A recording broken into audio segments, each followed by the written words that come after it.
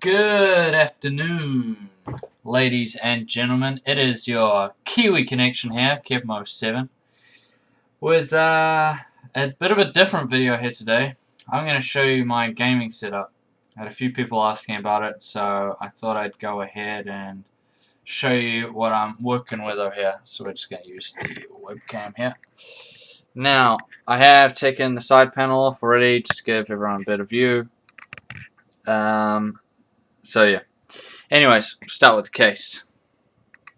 Have a Coolermaster Storm Enforcer. So this one has the USB 3.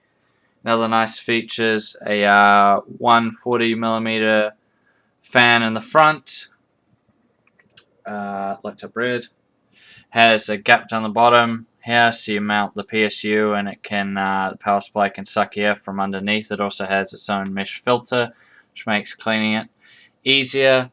I've added a 140mm fan on top, but you also have the possibility of running two 120mm fans, although there's not enough room to run a top-mounted intercooler radiator for your CPU. I think possibly you could if you really wanted to, but from what I've seen and from what I could see on mine, I just don't think there's enough room. Now, starting at the front, we have an Intel 330 series, 128 Gigabyte SSD, and underneath it we have a 1 terabyte Seagate Barracuda hard drive. The Intel SSD has been very good, very fast, great upgrade. I really like it. I'd recommend the Intel SSDs to anybody just from personal experience. I'm well aware that there are better ones out there, but for me personally, it's been great and hasn't had any problems whatsoever compared to other stories I've had with people having problems with the SSDs. So that's been good, and of course, Seagate Barracuda is great hard drive. Then going down here, we have Coolermaster GX power supply, 750 watt bronze. This has been a great power supply. You might think it's a bit overkill when you see the rest of the parts of my computer, but I had problems in the past with running like 500 watt power supplies and that. One computer I had just would not run in games. Like anything, once everything got loaded up in a game, boom, just turned off. So that was no good, and I went a bit overkill because it just seemed like I just didn't want to have that problem again. I could easily get away with a 650 watt in this, no worries, or even a 550. But yeah, that's just what I went for. Above it is in the PCI Express slot. We have my wireless adapter. That one's been really good. I had problems with another one I had, and I was dropping games and stuff because the reception was kind of iffy. But this one's been great. Above that, we see the GTX 670 Gigabytes OC edition one with the WindForce coolers. If you watch my previous vlog, I did an unboxing of this. This has been a great graphics card. I really have no complaints with it.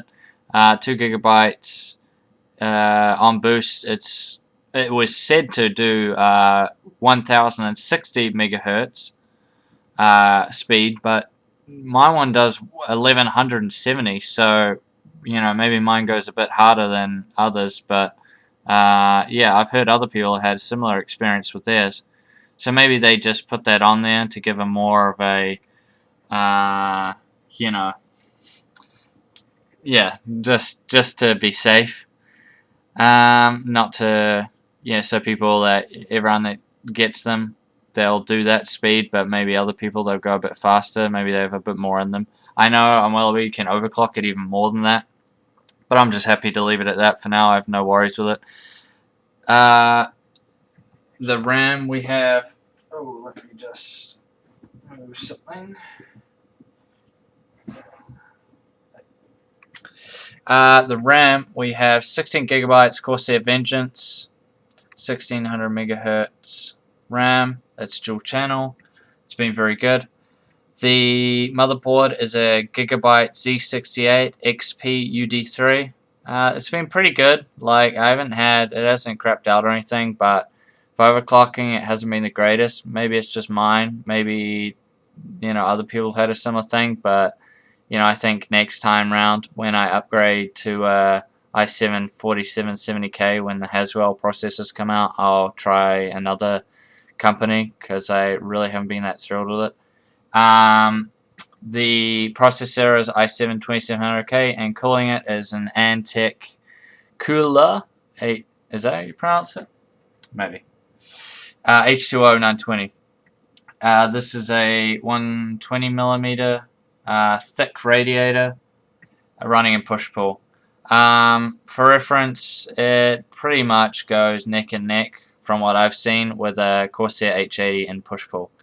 So yeah, it's a pretty good cooler. I've never had problems with temperature issues with overclocking my 2700K. It just seems to be stability issues towards the motherboard.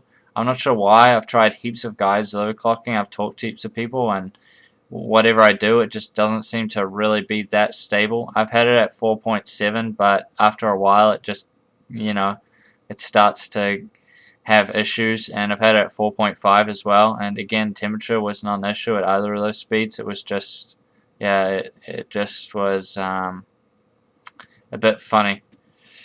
So yeah, that's pretty much it for the computer components. I have a DVD writer and stuff, optical drive and that, but yeah, no one cares about that.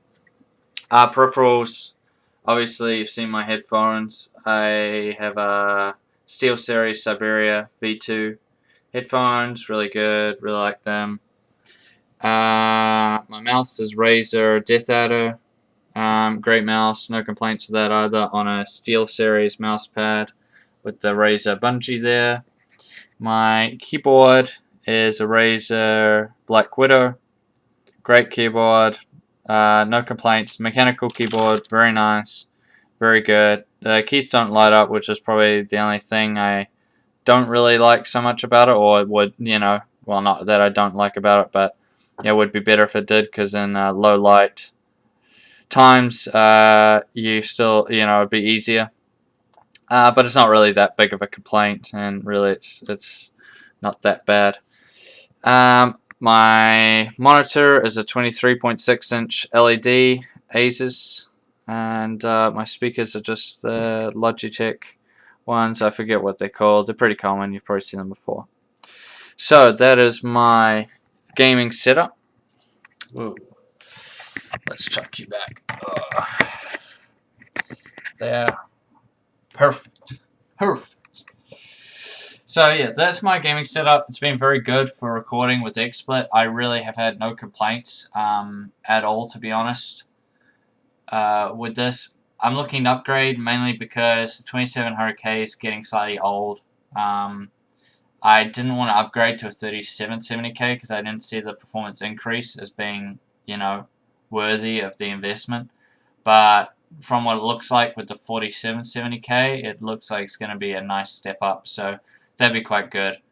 And I'll probably upgrade a few other things at the same time, like my case and my cooler and that. But we'll just see how you go. So we'll see how I go when that happens.